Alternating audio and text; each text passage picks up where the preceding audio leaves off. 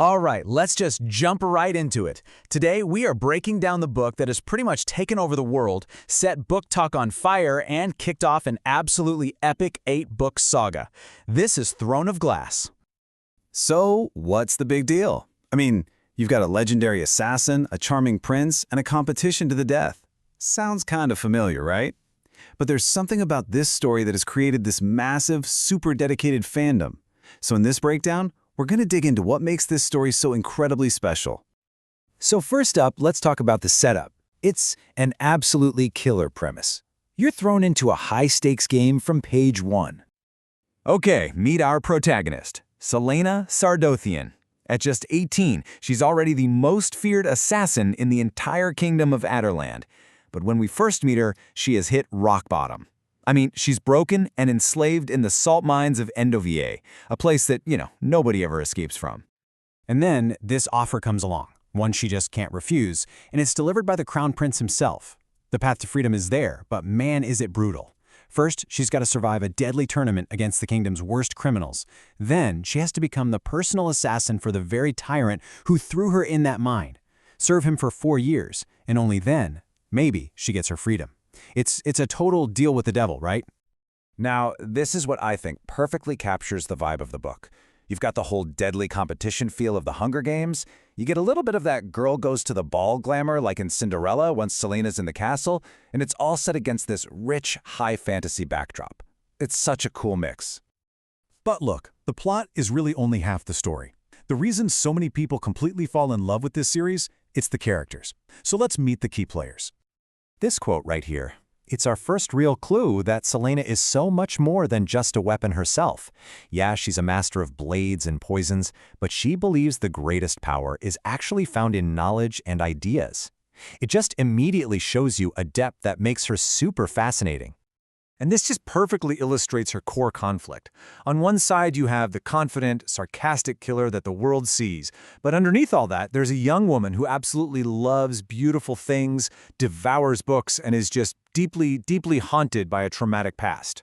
It's this duality, this push and pull that makes her so compelling and, honestly, so relatable.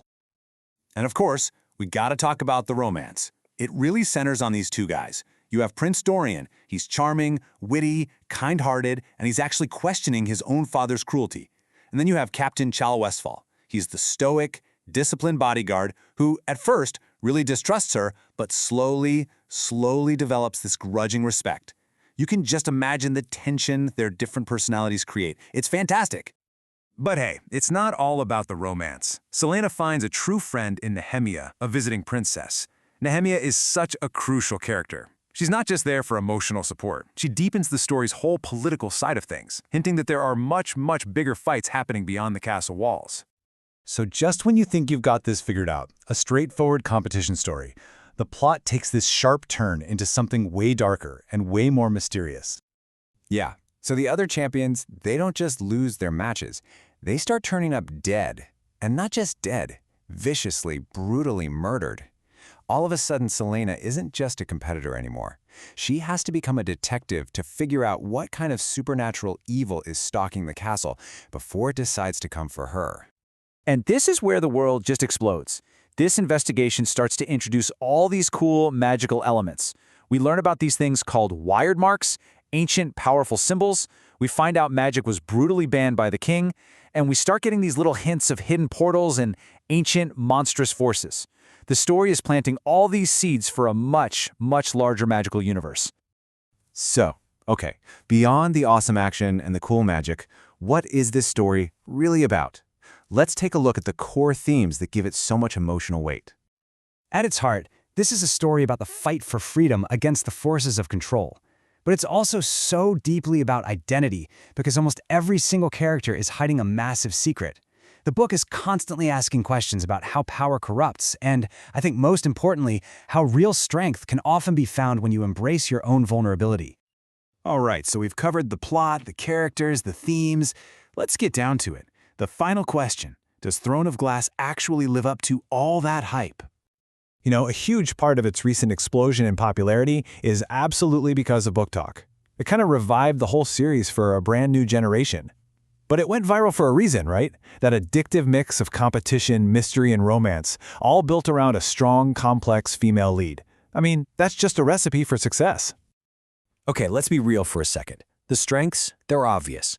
You've got this totally unique and layered main character, the pacing is fantastic, it just pulls you right in, and the world building is just wow, it really sets the stage for a huge series.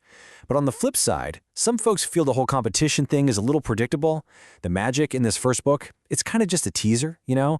And the tone is definitely a bit lighter, more YA than where the series ends up. So who should read this? Well, if you love fantasy, especially YA fantasy, and you're looking for a story driven by a powerful female character that mixes magic, mystery, and adventure, this is absolutely for you. But be warned, this is not a one-and-done read. This is the start of a long, epic journey. And this quote from the book, it just perfectly captures the entire spirit of the series.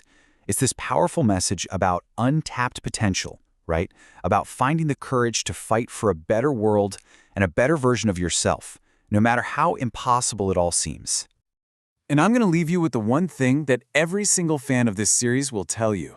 Throne of Glass is a fantastic start. It really is. But it's just the appetizer. What comes next, that is what turns a good story into a legendary one. The only question is, are you ready to take that first step?